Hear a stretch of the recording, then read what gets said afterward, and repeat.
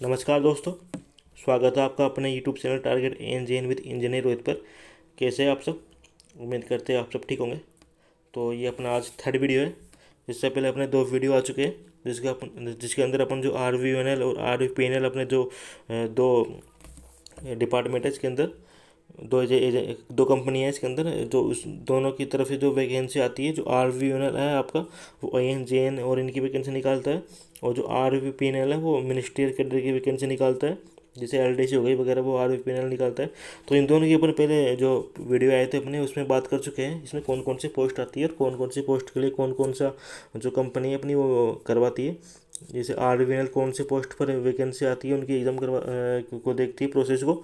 ये अपन पहले बात कर चुके हैं, और इनका क्या सिलेबस रहता है और क्या इनका एग्ज़ाम पैटर्न होता है, ये भी अपन पहले बात कर चुके हैं। और इनकी जो सब्जेक्ट होती है वो सब्जेक्ट का कौन से सब्जेक्ट का कितना वेटेज है, और कितना जो आपका टेक्निकल नॉन टेक्निकल जो राजस्थान जी के आपके क्या उनका वेटेज है, और क्या उनका टाइम पीरियड इसमें आपको कितना मिलता है, ये अपन बात कर चुके हैं। नेगेटिव मार्किंग की भी अपन बात कर चुके थे पहले।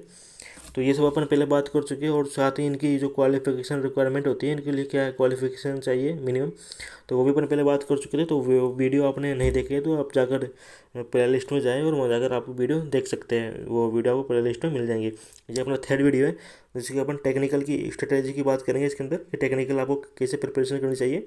तो इसके अंदर सबसे पहले अपन देखें तो इसमें आप देख सकते हैं जो ये पांचों कंपनी होती है अपनी, उत्पादन वाली और प्रसारण वाली और अजमेर वितरण निगम लिमिटेड, जयपुर वाली और जोधपुर वाली, इन पांचों में जो वैकेंसी होती है अपनी JNN की, वो पांचों में कम्बाइंड में काउंट करके वो नोटिफिकेशन निकालता है। R V U N L उत्पादन वाला जो है वो कंपनी, वो इसकी प्रोसेस को देखती है और वो हायर करती है अपने IPS को। तो IPS इनकी एग्ज़ाम करवाता है, और फाइनल जो सिलेक्शन है इनको कैंडिडेट को सिलेक्ट करके फाइनली जो लिस्ट होती है वो भेज देता है इसको RVNL को। तो ये प्रोसेस होता है इसका। तो आज अपन टेक्निकल की बात कर रहे हैं इसके अंदर, और इलेक्ट्रिकल की लिए बात करेंगे अपन। तो इसमें अपन देखें तो टेक्निकल में आपको 60 क्वेश्चन आते हैं, और 60 क्वेश्चन के लिए आपको 60 मिनट मिलते हैं। तो एक क्वेश्चन के लिए आपको 1 मिनट मिलेगा इसके अंदर, और 120 मार्क्स के आपके क्वेश्चन होते हैं इसके अंदर। 60 क्वेश्चन होते हैं, तो एक क्वेश्चन आपका 2 मार्क का हो गया। और इसमें आपकी जो मार्किंग रहती है, इसमें मार्किंग आप देख सकते हैं इसके अंदर। तो इसमें अपन मार्किंग की बात करें तो आपका जैसे क्वेश्चन राइट होता है इसका टेक्निकल का, तो आपको 2 मार्क मिलते हैं, और आपका रॉन्ग होता है तो इसके अंदर 1/4 नेगेटिव मार्किंग है आपके, तो आपका 0.5 कम हो जाता है आपका। और ऐसे ही आपका जो नॉन टेक है उसके अंदर एक एक क्वेश्चन आप रॉन्ग करते हैं तो आपको 0.25 कम हो जाता है, क्योंकि आपकी नेगेटिव मार्किंग 1/4 है, तो 1/4 हो जाता है। 1 नंबर का क्वेश्चन आता है नॉन टेक वाला, और टेक्निकल का आपका तो 2 नंबर का क्वेश्चन होता है। ये अपन पैटर्न की बात कर चुके थे वैसे पहले। तो इसका जो नोटिफिकेशन आता है अपने, तो उसके अंदर आप देख सकते हैं, तो उसमें जो टेक्निकल के अंदर लिखा हुआ होता है वो लिखा हुआ होता है कि आपकी जो भी बीटेक में आपने जो भी प्रिपरेशन की है, वो सारे जो बीटेक का जो आपने प्रिपरेशन किया सारा आएगा आपका। ऐसे लिखा हुआ होता है उसके अंदर, बीटेक वो जो डिग्री लेवल है आपका वो टेक्निकल का लेवल रहेगा। लेकिन अपन जो पिछले एग्जाम्स हुए हैं अपने इसके, तो अपन उसके अकॉर्डिंग देखें तो अपन देख सकते हैं इसके अंदर आपके नेटवर्क जो है पूछा जाता है। नेटवर्क हो गया, मेजरमेंट है पूछा जाता है इसके अंदर आपके, और इलेक्ट्रिकल मशीन और पावर सिस्टम, ये सब्जेक्ट आपके आते हैं जो अपने कोर ब्रांच के हो गए। और जो इलेक्ट्रॉनिक्स टाइप के जो सब्जेक्ट है अपने, उसमें देखें तो बेसिक इलेक्ट्रॉनिक्स उसके अंदर EDC है, और एनालॉग इलेक्ट्रॉनिक्स है आपके, और पावर इलेक्ट्रॉनिक्स हो गए। साथ में कंट्रोल सिस्टम हो गया इसके अंदर, कंट्रोल सिस्टम और सिग्नल सिस्टम और डिजिटल इलेक्ट्रॉनिक्स, ये सारे थोड़े इलेक्ट्रॉनिक्स के सब्जेक्ट रह जाते हैं। तो ये सब्जेक्ट अपने आते हैं इसके अंदर, और जनरल जो क्वेश्चन पूछे जाते हैं वो इनसे ही पूछे जाते हैं। जो ये यहाँ तक के सब्जेक्ट हो गए आपके मटेरियल्स डिजिटल इलेक्ट्रॉनिक्स तक के, यहाँ तक के क्वेश्चन हैं सब्जेक्ट है, उनके क्वेश्चन आपके ज़्यादा आते हैं। तो ये आपको अच्छे से प्रिपरेशन करनी है, इनकी अच्छे से प्रिपेयर करना है ये सब्जेक्ट आपको। और बाकी इसके अलावा मेजर सब्जेक्ट आपके ये, और इसके अलावा अपन जो सब्जेक्ट की बात करें नीचे, तो उसमें आपके हो गया मटेरियल साइंस और इलेक्ट्रोमैग्नेटिक फील्ड थ्योरी और माइक्रो प्रोसेसर के आगे फिर आपका यूटिलाइजेशन और एस्टिमेशन एंड कॉस्टिंग। तो इनसे ज़्यादा क्वेश्चन आते नहीं हैं, और ये जो आपके सब्जेक्ट हो जाते हैं ये जो लास्ट वाले 4 सब्जेक्ट है, इनसे 2-2 3-3 क्वेश्चन आते हैं, एक एक 2-2 क्वेश्चन आते हैं, कभी कभी नहीं भी आते हैं। तो इनसे इतना लेकिन आपको प्रिपेयर सभी करना है, थोड़ा थोड़ा सबका सभी प्रिपेयर करना पड़ेगा आपको। लेकिन जो आपकी ये जो यहाँ तक सब्जेक्ट है, ये ये आपका मेजर सब्जेक्ट है, ये आपको अच्छे से ही करना है। यहाँ से कोई भी क्वेश्चन आए वो आपको अटेम्प्ट होना चाहिए, ऐसे आपको प्रिपेयर करना है ये वाला। और बाकी ये आप बेसिक बेसिक कर सकते हैं, यूटिलाइजेशन, एस्टिमेशन, कॉस्टिंग और ये सारे सब्जेक्ट। तो ये सब्जेक्ट आपको अच्छे से प्रिपेयर करने। और ये सब्जेक्ट के लिए आप स्टडी मटेरियल देखा जाए तो आपने जहाँ से भी कोचिंग की तो आपके पास नोट्स होंगे आपके, तो वो नोट्स आपको अच्छे से तैयार करने हैं। वो नोट्स आपको बार बार पढ़ना है। वो नोट्स में जो भी कुछ है वो सब इम्पोर्टेंट है। और इसके अलावा नोट्स पढ़ने के बाद वो रिवीजन करने बार बार उसका कंप्लीट। और इसके अलावा आप जो कैप्सूल आता है यूथ कंपटीशन टाइम का, तो वो आप कैप्सूल वो भी ले सकते हैं आप। तो उसके अंदर शॉर्ट नोट्स होते हैं, वो जो जनरली जो पूछा जाते हैं एग्जाम में बार बार, वो सारी चीज़ें उसके अंदर लिखी हुई होती है। और थोड़े बहुत बेसिक फार्मूलाज है वो भी उसके अंदर होते हैं। तो ये आप परचेज कर सकते हैं। शॉर्ट नोट्स के टाइप ही है, इसमें बेसिक बेसिक बेसिक चीज़ें आती है इसके अंदर। और जो आप नोट्स हैं आपके, जो नोट्स आप रीड आउट करते हैं तो उसके अंदर आप जो जहाँ पर आपको बार बार रिवीजन की ज़रूरत होती है, जो आप भूलते हैं ज़्यादा, तो वो चीज़ें आप अलग से आपके शॉर्ट नोट्स में राइट कर सकते हैं। इनसे आप शॉर्ट नोट्स बना सकते हैं। जो चीज़ें इंपॉर्टेंट हो और जो आप बार बार भूल रहे हो, जो आपको बार बार रिवीजन करने की ज़रूरत पड़ती है, वो चीज़ें आप अलग से शॉर्ट नोट्स में राइट कर सकते हैं। साथ ही आप जो प्रैक्टिस करोगे क्वेश्चन की, वो कहाँ से करेंगे वो बता दूंगा मैं अभी। तो वहाँ से जब आप प्रैक्टिस करोगे तो वहाँ भी आपको कुछ ना कुछ एक्स्ट्रा चीज़ें मिलती है, तो वहाँ आप नोट्स में अलग से शॉर्ट नोट्स में ऐड कर सकते हैं। तो ये आपको नोट्स बार बार पढ़ने की ज़रूरत नहीं पड़ेगी। जो भी आपने शॉर्ट नोट्स में लिखा है वो ही आप बार बार देख सकते हैं, क्योंकि ये सब तो जो नोट्स में है, बाकी चीज़ें तो आपको आती है, जो नहीं आती वही आपको अलग से लिखनी है। तो ये आपको करना है। बाकी आपके जो फॉर्मूला की जो हैंडबुक है, अपने फॉर्मूला हैंडबुक आती है अपने, जो वो भी आप ले सकते हैं। उसके अंदर फॉर्मूला लिखे हुए होते हैं अपने, जनरली जो पूछे जाते हैं सब्जेक्ट में, सारे सब्जेक्ट के इसमें फॉर्मूला और बेसिक बेसिक जो चीज़ें होती है, वो सारी कंसेप्ट होते हैं, वो सारे लिखे हुए होते हैं। तो ये भी आप एक तरह से शॉर्ट नोट्स की तरह काम करेगी आपके लिए, और रिवीजन के लिए काम करेगी। तो फॉर्मूला हैंडबुक भी आपके पास होना चाहिए। तो ये सारा आपके पास स्टडी मटेरियल होना चाहिए।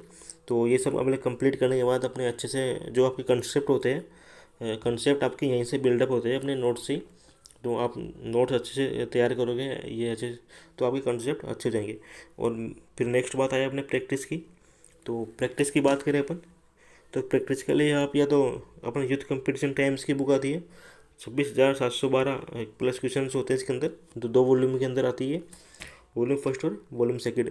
आप ये वाली परचेज कर सकते हैं, इसके क्वेश्चन लगा सकते हैं। तो आपके जो सब्जेक्ट है सारे सब्जेक्ट मिल जाएंगे इसके अंदर। जो भी RSB INJN में अपने आते हैं क्वेश्चन, सारे क्वेश्चन इसके अंदर सब्जेक्ट वाइज क्वेश्चन मिल जाएंगे इसके अंदर। और जो JP गुप्ता है नेक्स्ट बुक, तो ये बुक भी आप ले सकते हैं। इसके अंदर ही वॉल्यूम 1 एंड वॉल्यूम 2 होता है, और 15,000 प्लस इसके अंदर क्वेश्चन होते हैं। तो इन दोनों के अंदर एक्सप्लेनेशन भी होता है, सॉल्यूशन भी है। JP गुप्ता वाली जो नई एडिशन है इसके अंदर आपको सॉल्यूशन भी मिल जाएगा क्वेश्चन का, और साथ में इसमें थ्योरी भी मिलेगी आपको। JP गुप्ता में तो थ्योरी भी आती है इसके अंदर, सब्जेक्ट से जो स्टार्ट होता है पहले थ्योरी आती है, थ्योरी आने के बाद फिर एक क्वेश्चन आते हैं। तो इसके अंदर भी आपके गेट आए, इसके न्यूमेरिकल और थ्योरी वगैरह अच्छे क्वेश्चन है इसके अंदर भी। लेकिन अपने जो RSB जो INJN है उसके लिए यदि मैं प्रेफर करूँ आपको, तो आपको ये यूथ वाली लगानी चाहिए। यूथ वाली सही रहेगी आपके, जो 26,712 प्लस क्वेश्चन है ये आपको लगाना चाहिए। बाकी दोनों ठीक है, आप वो भी लगाओ तो वो भी ठीक है, वो भी लगा सकते हैं आप। तो जब आप प्रैक्टिस करोगे तो आप क्वेश्चन लगाओगे, तो आपको कुछ कुछ क्वेश्चन में डाउट होगा, तो वो क्वेश्चन आपको रिवीजन करने की ज़रूरत पड़ेगी, क्योंकि यार आप रिवीजन नहीं करोगे तो फिर आपको एग्जाम में डाउट होगा। तो वो क्वेश्चन आपको स्टार मार्क कर लेना उस पर। तो जब भी आप उस बुक का रिवीजन करो, तो जो क्वेश्चन आपको इजीली अटेम्प्ट हो रहे हैं, इजीली बन रहा है जो क्वेश्चन आपको, तो उस क्वेश्चन को तो आपको मार्क नहीं करना है। लेकिन जहाँ पर आपको डाउट हो रहा है, जो क्वेश्चन आपको लगता है कि इसको रिवीजन करने की ज़रूरत है, तो वहाँ आप मार्क कर दें उस क्वेश्चन पर वहीं पर। और वो जब आप रिवीजन करो उसका प्रैक्टिस बुक का, तो आपको ये स्टार वाले जो क्वेश्चन है, जो स्टार वाले जो क्वेश्चन है, आपको उसी को रिवीजन करना है, जिससे आपको वो जो आपको क्वेश्चन आते हैं वो तो वैसे भी आते हैं, आपको उसको बार बार पढ़ने की ज़रूरत नहीं है, क्योंकि रिवीजन के में जो आप नहीं आते वो आपको रिवीजन करना है, इससे आपका टाइम भी बचेगा। तो आपको पहले अपने स्टडी मटेरियल से आपको अपने कंसेप्ट अच्छे करने हैं। वहाँ से पढ़ने के बाद आपको प्रैक्टिस करनी है बुक की, जो प्रैक्टिस बुक से वहाँ से प्रैक्टिस करने के बाद आपको फिर टेस्ट लगाना है। टेस्ट आप जब आप सब्जेक्ट प्रिपेयर कर रहे हो तो सब्जेक्ट के साथ भी आप प्रिपेयर लगा सकते हो। जैसे आपने नेटवर्क, सबसे पहले नेटवर्क स्टार्ट की, तो नेटवर्क के अंदर से आपका टॉपिक कंप्लीट होता है। तो टॉपिक कंप्लीट होने के बाद आप टॉपिक वाइज टेस्ट दे सकते हैं। और जैसे आपका नेटवर्क कंप्लीट पूरा होता है, पूरा नेटवर्क सब्जेक्ट कंप्लीट होता है, तो आप सब्जेक्ट वाइज टेस्ट भी दे सकते हैं इसका। तो इस प्रकार आप साथ में साथ साथ टेस्ट भी दे सकते हैं, सब्जेक्ट वाइज और टॉपिक वाइज। तो और उसके साथ ही आप जो प्रैक्टिस बुक है आपकी, वो भी साथ में सॉल्यूशन कर सकते हैं आप, सब्जेक्ट के साथ साथ ही। तो इस प्रकार से आपको अपनी टेस्ट सीरीज लगानी है। जो टेस्ट सीरीज में बता रहा हूँ वो टेक्निकल के लिए। तो टेक्निकल के लिए अपनी जो टेक्स्ट बुक है ये बिल्कुल बेस्ट टेस्ट सीरीज है।